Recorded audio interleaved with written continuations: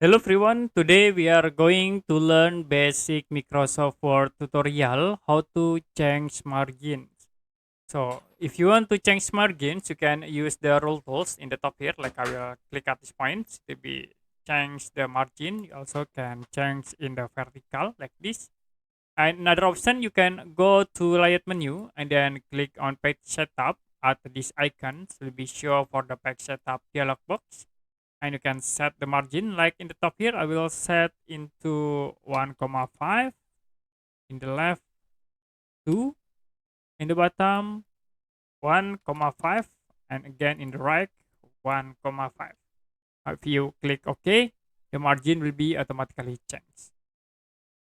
Okay, that's it for basic Microsoft Word tutorial how to change margins.